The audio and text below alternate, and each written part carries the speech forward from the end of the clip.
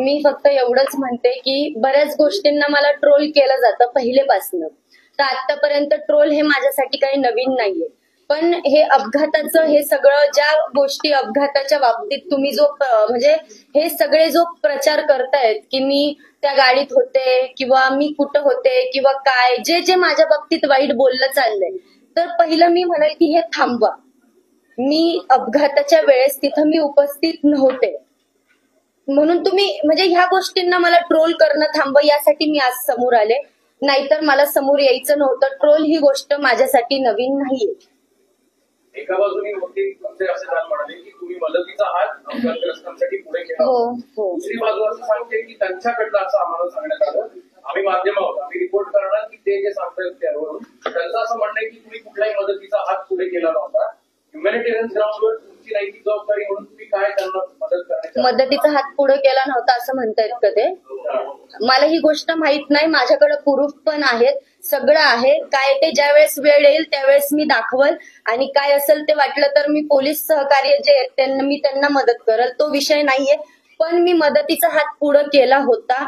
ज्या वेळेस मला ही घटना कळली त्यावेळेस मी तिथं म्हणजे माझ्या भाऊ लोकांना पाठवलं, मी पैसे घेऊन पाठवले की बाबा तुम्हाला जेवढी मदत लागल तेवढी तुम्ही घ्या, बाकीचं आपण बघू ना, पुढं मागं होतं ना. पण मी पाठवलं ना, तर त्यांनी नकार दिला आणि जे म्हटलं की बाबा कायदेशीर किंवा काय, तर मग आपलं सगळं आता कायदेशीर चालू आहे, तर मग एवढं उठवायची गरज नाहीच आहे, एवढं करायची गरज नाहीये. हे सगळं कायदेशीर चालू आहे. किंवा पोलिसांनी हे पण सांगितलं की मी गाडीत असली जरी तरी गाडी मी चालवत नव्हते, मी गाडीत नाहीच आहे, तो प्रश्न तर वेगळाच आहे. पण एक सांगण्याचं काम मी सांगते की गाडी मी नव्हते चालवत, तर यात मी दोषी नाहीये. तर तुम्ही तरीही मी दोषी नसतानाही मलाच दोषी का ठरवलं चाललंय मला हे कळत नाही. फक्त गाडी माझ्या नावावर आहे म्हणून, आणि असं नाही माझ्या कामाव्यतिरिक्त, म्हणजे माझा जो गाडी चालक आहे त्याच्या कामाव्यतिरिक्त गाडी त्याच्याकडे होती.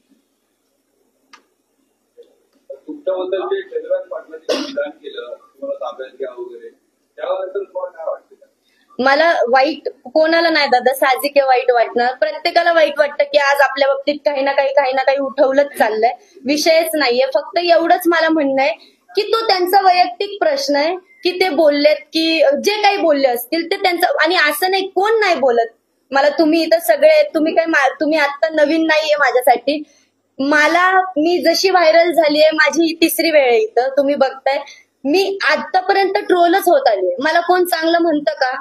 नाही म्हणत, मला सगळे वाईटच म्हणतात. मी चांगलं नाचली तरी मला वाईट म्हणतात आणि मी वाईट नाचली तर ते विचारायलाच नको. मग हा विषय म्हणून मी लक्ष देत नाही या गोष्टींकडे.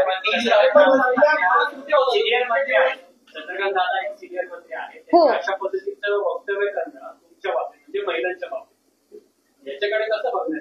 योग्य आहे? मी हे योग्य अयोग्य मला ते मी सांगता येणार नाही. फक्त मी एवढंच सांगते, ज्या वेळेस दादांनी काय म्हणजे समोर फोन लावला त्यावेळेस समोर जे म्हणजे पोलीस सहकारी जे पोलीस दादा होते त्यांनी खूप छान त्यांना सांगितलं की काय विषय आहे. कदाचित दादांना माहिती नसेल हा प्रकरण किंवा हा विषय दादांना माहिती नसेल म्हणून दादा असे बोलले असतील, सांगता येत नाही. अपघात झाला, कायद्याच्या प्रक्रिया ज्या असतील त्या तुमच्या बाजूने तुम्ही केल्या असतील, पण 8 तारीख आहे, तुम्ही एवढ्या दिवस माध्यमांसमोर न येणं किंवा त्यांच्या कुटुंबियांची भेट न घेणं याच्यामुळे एक वेगळी भूमिका तुमच्याबद्दल जाणवली गेली असं तुम्हाला वाटत नाही का? 8 दिवस लावले, तुम्ही तुमच्या कामात व्यस्त असाल, तुमचे शो असतील, पण एक बाजू अशी सुद्धा आहे की तुमच्या मॅनेजमेंटची जेव्हा अनेक मीडियाने फोन केला त्या तुमच्या मॅनेजमेंटकडनं सुद्धा समाधानकारक उत्तर येत नव्हतं. का नाही येत होतं याचं पण कारण आहे दादा. आज एवढे दिवस झालं कितीही मला काम असू दे, मी काहीतरी वेळ काढून तरी गेले असते. मीही त्या गोष्टीतून बाहेर आलीये, मीही गरिबीतून बऱ्याच गोष्टीतून मी आज बाहेर आलीये, संकट सगळे आलेत, मीही समोर गेलीये. मला काय वाईट वाटलं की आपण मदतीचा हात पुढे केला, सगळं झालं, मी भाऊ लोकांना लगेच पाठवलं, पण समोरून मला असे उत्तर आलेत ना की नाही किंवा काय जे आले असतील ते, तर त्यावरनं मी एक विचार केला, मी जाऊनही तिथं उपयोग नव्हता, त्यांना भेटणं उपयोग नव्हतं, कारण की समोरून काय येणार हे मला चांगलं माहितीये, म्हणून मी ती गोष्ट टाळली. पण ज्या वेळेस त्यांनी माझ्यावर जे काही उठवलं, ह्या सगळ्या गोष्टींनी मला जे म्हणजे माझ्यावर जो आरोप लावला त्यावरनं मी आज समोर आले. कारण ह्या गोष्टी मलाही सहन होत. माझे आज कार्यक्रम चालू आहेत किंवा माझं शूट चालू आहे, माझं हे चालू आहे, काही असू दे, त्यातून मी खूप डिस्टर्ब होत होती. खरं तर मी मुंबईला शूटला होते, म्हणजे अशा बऱ्याच गोष्टी आहेत की फोन येतात ना, साहजिक आहे की का ग तुझं आता असं तसं. मी एवढी डिस्टर्ब झालते की मला आता शूटही नको, हे काय चाललंय असं होतं. मला खूप त्रास झालाय म्हणून मी आज समोर आले. पोलिसांनी दुसऱ्या दिवशी तुम्हाला चौकशीला बोलवलं, तुम्ही पोलिसांचा रिस्पॉन्स काय झाला नाही? कुठला रिस्पॉन्स नाही धरला? हो, मी मुंबईला होते, माझे काम चालू आहेत, मी नाही. पण इथून मी पोलिसांना माझं म्हणणं आहे की मी पूर्णपणे सहकारी आहे. जो पोलिसांनी मला गाडीचे जे डॉक्युमेंट आहे ते मागितले, सगळं मागितलं, जे काही मागितलं मी ते सगळं पोलिसांना पोस्ट केलंय. आणि इथून पुढे पोलिसांना जी माझी मदत लागल मी त्याला पूर्णपणे सहकार्य करणार. मी नाही करणार असं नाहीये, कारण की मी चूक केली नाही तर ह्या गोष्टीला मी माघार घेणार नाही. कसं सहकार्य केलं पोलिसांना? जाऊन भेटणार पोलिसांना, पोलीस स्टेशनला गेणार की फोनवरून सहकार्य? नाही, मी भेटली नाहीये. हे बघा, त्यांनी मला एक सांगितलं, ज्या वेळेस गरज लागली त्यावेळेस ते मला बोलवून घेतील. ज्या वेळेस म्हणजे चौकशीचं जे कारण आहे, कारण की त्यांनी कॅमेरे चेक केले, त्यांनी सगळं चेक केलं. ते फोनवर काय असतं ते लोकेशन वगैरे कळतं, ते काय ते त्यांनी ते पण चेक केलं. त्यांनी सगळ्या गोष्टी चेक केल्या. त्यातून त्यांना एकदम क्लिअर आणि कट कळलं की मी तिथं नव्हते. बरं, मी तिथं असली जरी तरी मी गुन्हेगार नाहीच आहे, तर तुम्ही मला का दोषी ठरवताय? आणि मी तिथं असती तर मी ह्या गोष्टी घडू दिल्या नसत्या दादांनो. तिथं ते आजोबा पडलेत किंवा काय, ह्या गोष्टी माझ्याकडनं मी ते अनदेखत केलं नसतं. आज मी एवढं मदत करते, मी आज एवढं इकडं तिकडं फिरते, ह्या गोष्टीचा मलाही अनुभव आहे. मी तसं तिथं सोडून गेले नसते. त्यावेळेस मी नव्हते. मी क्लिअर कट सांगतेय, माझ्यावर खूप छान छान आरोप लावले चालले.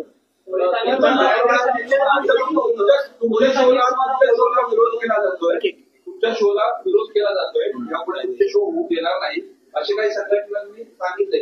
हे नवीन नाहीये. तुम्ही बघताय बरेच वर्ष झालं मला म्हणतात की कार्यक्रम बंद पाडणार. हे नवीन नाहीये. आताही परत हे उठवलं गेलं, कार्यक्रम बंद पाडणार. ज्या आयोजकांना कार्यक्रम ठेवायचा असतो ते ठेवतात आणि ते सपोर्ट करतात. या गोष्टीशी मला काही बोलायचं नाही. आणि फक्त एक मी म्हणते की आज माझं पोट, माझे जे कलाकार आहेत त्यांचं पोट सगळं माझ्यावर चालतं. आज आमचंही बरंच हे झालंय, आपलं जे पूरग्रस्तांचं बऱ्याच गोष्टी, आमचे कार्यक्रम होते पण आमचे कार्यक्रमही कॅन्सल झालेत बरेच. आमचंही नुकसान होतं कार्यक्रम नसताना. म्हणून तुम्ही हा एक विचार केला पाहिजे की कार्यक्रम बंद केल्यावर किती कलाकार घरी बसतील किंवा पोट त्यांचंही बंद पडेल. हे मला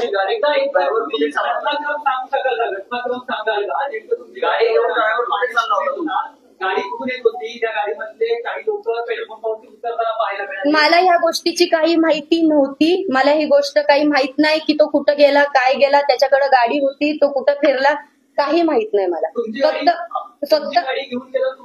नाही, मला फक्त दुपारी फोन आला की तो देवाला चालला, एवढं त्यांनी मला सांगितलं की मी देवाला जाऊ का? मी म्हटलं हो जा. मग तो देवाला गेला, पण त्यानंतर तो कुठं गेला, काय गेला मला काही माहिती. गाडी कदाचित नवलेवरनच निघाली असणार. नाही, ते नाही सांगता येणार मला.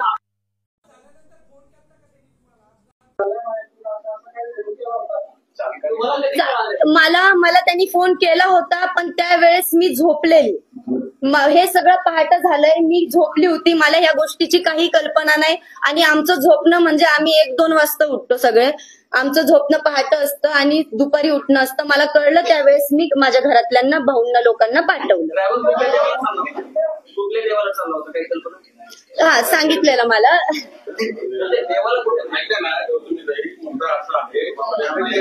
कळल्यानंतर तुम्ही सोशली रिस्पॉन्ड होणं अपेक्षित आहे, कारण ते पीडित कुटुंब स्टेक लागले होते. तुम्ही काय नाही संपर्क साधला ते कुटुंबाशी?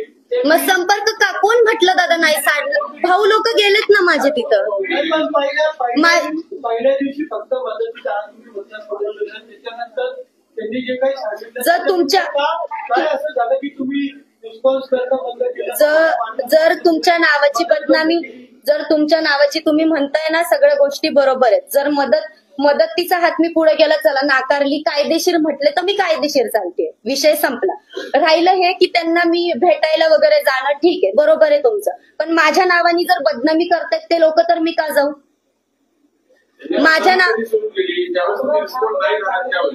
कोण म्हटलं दादा? लगेच तर न्यूजला सगळं, लगेच तर हे झालं दुसऱ्या दिवशी का काय, त्याच दिवशी संध्याकाळी.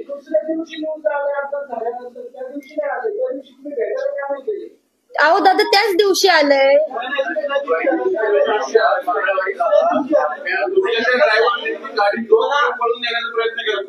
मी ड्रायव्हरची चूक आहे, मी पूर्णपणे सांगते तुम्हाला, ड्रायव्हर चुकीचा आहे. तो ही जी घटना झाली त्यावेळेस त्यांनी असं सोडून जायला नव्हतं पाहिजे.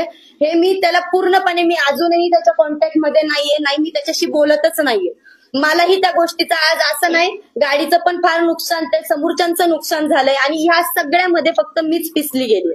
आज बरेच ऍक्सिडेंट होतात, बऱ्याच ठिकाणी काही काही होतं, आज किती ठिकाणी काही काही चालतं, पण ह्या गोष्टी एवढ्या असं नाही ना होत, असं मला वाटतंय.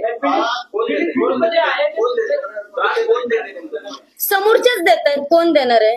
कोणताही अपघात झाल्यानंतर माझ्यावर थेट गुन्हा दाखल होत नाही, पण चंद्रकांत पाटील म्हणले की गौतम पाटीलांना उचला. त्याच्यानंतर दोन प्रवाह निर्माण झाले, तुमच्या बाजूने एक विरोधामध्ये. तर कुठल्या कलाकार मंडळींनी किंवा कुठल्या संघटनेने तुम्हाला पाठिंबा केला किंवा काय? नाही केला. दरवेळी सारखं पाय वाढवले. हा, तुम्ही म्हणताय की तुमचे वकील काल वकील असं म्हणाले की तुमच्या जीवाला धोका होता, त्यामुळे तुम्ही तिथे गेला नाही. जीवाला धोका होता तर तुम्ही या संदर्भात पोलिसांना कुठं गेले नाही? धोका होता म्हणजे पीडितांना भेटायला गेले नाही असं तुमचे काल वकील म्हणाले. तुमच्या जीवाला धोका होता म्हणून तुम्ही तिथे गेला नाही, तर तुम्हाला जर धोका होता तर याबाबत तुम्ही सिंहगड रोड पोलीस किंवा पुणे पोलिसांना याबाबत काही पत्र देऊन नाही गेले. मला जसं मला न्यूज वगैरे यायला लागली, खरं तर मी शूटच्या कामात होते, मी मुंबईला होते, खरं सांगते मी इथं नव्हते, माझं काम चालू होतं, पण मला हे जसे न्यूज वगैरे येत होते तशी मी ह्या गोष्टी टाळत होते. आता तिसऱ्या दिवशी न्यूज आली का दादा? आणि चालकाचं बोलणं नंतर कधी झालं सविस्तर, आणि त्यांनी काय सांगितलं की कशामुळे त्याच्या गाडी चालकाचं आणि माझं बोलणं नाही झालं. मी चालकाशी बोलले नाही बोलले चालकाशी नाही बोलले. काय ते मी सगळे ते भाऊ लोक वगैरे आणि काय ते पोलीस त्याच्यावर गुन्हा दाखल झालाय, तो तिकडचं म्हणजे ते माझा संबंधच नाही, मी बोललेच नाही आणि मला नाही वाटत मी पुढं त्याला हे करत.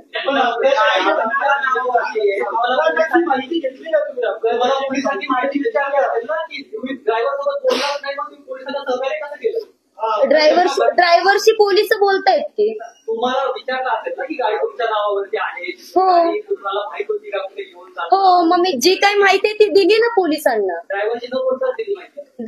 ड्रायव्हर त्यांच्या कॉन्टॅक्ट मध्ये, माझ्यासोबत जे घडलं मी ते बोलले पोलिसांना. ड्रायव्हर सोबत झालं तो ड्रायव्हर बोलला त्यांच्यासोबत, तो त्याचा प्रश्न त्यांनी मांडला, माझा प्रश्न माझ्या प्रश्नांची उत्तरं मी दिले. नाही बोलत, मला पण वाईट वाटतं, साहजिक आहे. आज त्याच्या हातात गाडी दिली, ती जबाबदारी त्याची होती, गाडी व्यवस्थित चालवायचं, काही गोष्टी त्याच्या हातात होत्या सगळ्या, त्यांनी असं नव्हतं करायला पाहिजे. मला पण वाईट वाटलं. रोज तुमच्यासाठी गाडी चालवायचं, तो आज अडचणीत आला, तुम्ही त्याच्याबद्दल असं बोलतो, हो, मला नाही बरं वाटत. का नाही बरं वाटत की आज एवढ्या सगळ्या तिथं पीडित म्हणजे ते जे आजोबा होते ते पडलेत किंवा काय, तर तो असा निघून गेला म्हणून मला त्या गोष्टी नाही बरोबर वाटत. गौतमी पाटील कोदाडी आहे असं ते पीडित पुढचं कुटुंब आहे, तुमच्यामध्ये टाळून करते, तुम्ही हातच पुढे गेला नव्हता. माझ्याकडं दादा आता जाऊ दे, पण मी मदतीचा हात पुढे केला तसं गोष्टी नाहीयेत. माझ्याकडनं जे होतं मी ते करण्याचा प्रयत्न करते, पण समोरून मला खूप छान छान उत्तर आल्यामुळे मी काही लक्ष देत नाहीये. आणि जे काही आहे, मला काय म्हणायचंय, मला कोणी काहीही बोलू द्या, चला कोणी काही बोलू द्या, जे काही आहे ते सगळं कायदेशीर चाललंय आणि कायदेशीर होणार, बस इथंच विषय संपतो. तुमच्या प्रसिद्धीमुळेच तुम्ही अडचणीत आले असं वाटतं? हो, वाटतं.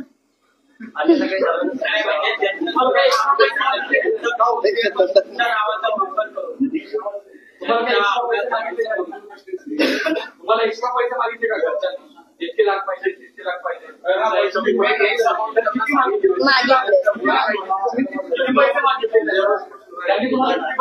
खूप मागितले, ते नाही सांगत मी, पण मागितले.